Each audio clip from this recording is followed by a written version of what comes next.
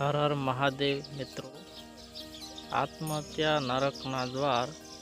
વિનય એક મધ્યમ પરિવારનો યુવક હતો, જે ઉચ્ચ અભ્યાસ કર્યા પછી ખૂબ સારી કંપનીમાં નોકરી મેળવી આરામથી જીવન વિતાવતો હતો.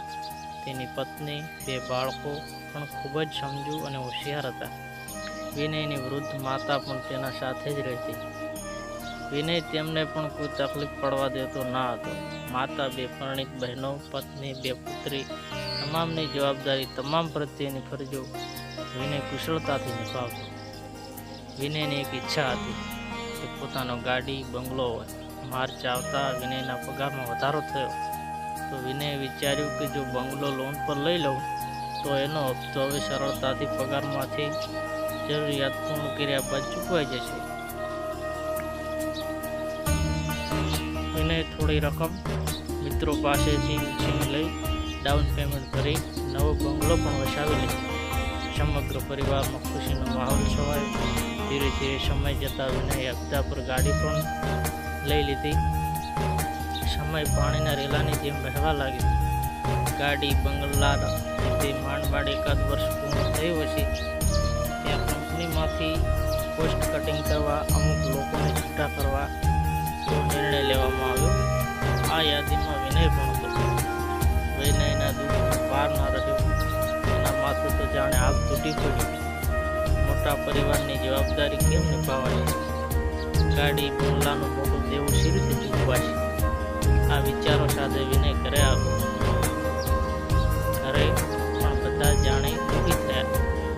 સાથે સાથે સાંત્વના પણ મળી કે ચિંતા ના કરો, તમારી કાબિલિયત મુજબ બીજી નોકરી મળી જ રહેશે. આમ વિનયને ઘરે 2 અઠવાડિયું વીતી ગયું. ઘણી તપાસ પછી પણ બીજે ક્યાંય નોકરીનું સેટ થતું ન હતું. એ દિવસે અચાનક એનો જૂનો મિત્ર વિવેક આવ્યો, જે શેર બજારની ઓફિસ ચલાવતો. બંને મિત્રો બેઠા સુખદુઃખની વાતો કરી. વિવેકે વિનયની નોકરી વિશે જાણ્યું તો એને શેર બજારની માહિતી આપી. શેર બજારના શેરોના વળતર વિશે સમજાવ્યું અને એ પણ કહ્યું કે શેર બજારમાં ધ્યાન રાખી ચાલો. વિનય બીજા જ દિવસે શેર બજાર ઓફિસે જઈ બોલાવી આવ્યો. વિનય શરૂમાં શેરનો અભ્યાસ કરી લે વેચ કરવા લાગી અને સૂઝબૂઝથી ધીરે ધીરે એને સારો નફો પણ મળવા લાગ્યો. જેટલો એનો પગાર હતો એટલું તો એ અઠવાડિયામાં કમાઈ લીધું. એ પણ ઓછી મહિને વિનયને શેર બજારમાં રસ પડી ગયો. થવા લાગ્યું. છેવટે તો સટ્ટો. એક વખત બજાર નીચું જતા વિનયને 5-10 લાખ નુકસાન આવ્યું. એના પાસે હવે માત્ર લેવા જતા ફાયદા આપ્યા પૂર્ણ કરવા આવવું જોઈએ. ધીરે ધીરે પાણી વધતી ગઈ.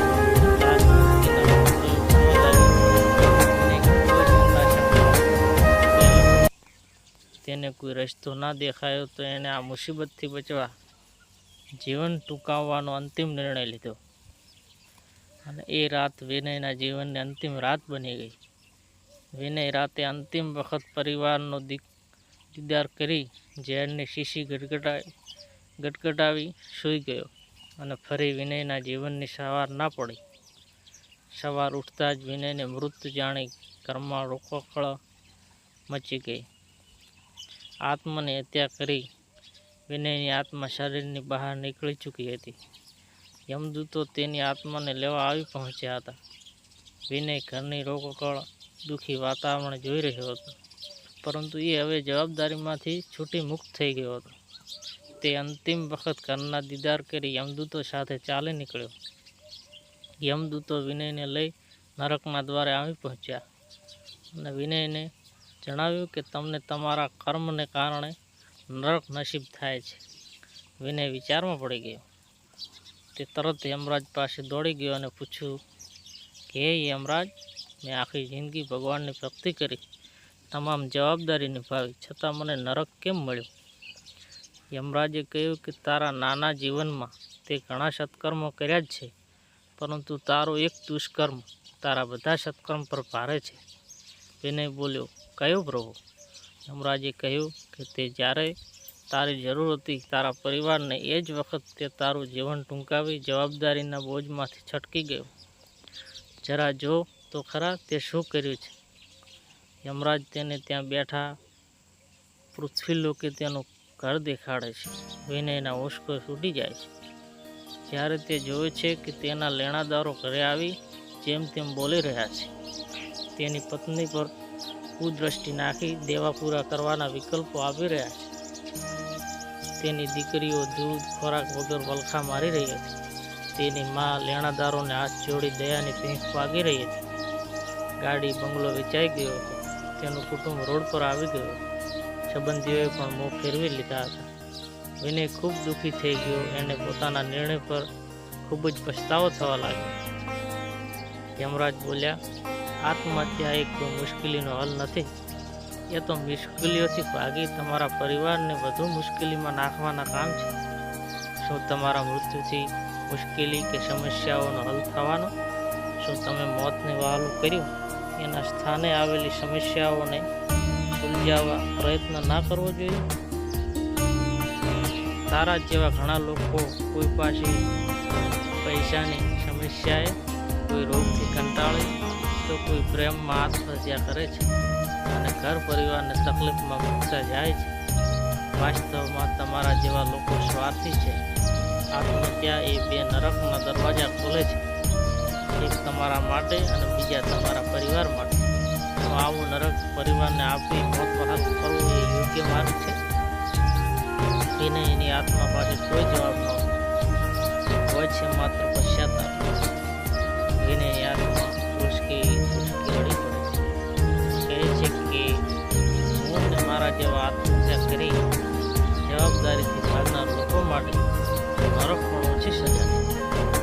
આ જોયા પછી મેં જાણ્યું કે આત્મહત્યા કરી હું શરીરથી તો છૂટી ગયો, પણ મારી આત્માને મોક્ષ ક્યારે નહીં. આ વ્યાખ્યા સાથે વિનયની આત્મા નરકમાં પડે છે. મિત્રો, તમે પણ આવું કોઈ કાર્ય કરો તો પહેલાં નાના પરિવારોનું વિચારજો. મિત્રો, જો તમને આ વિડીયો પસંદ આવ્યો હોય તો લાઈક, શેર અને સબસ્ક્રાઈબ જરૂરથી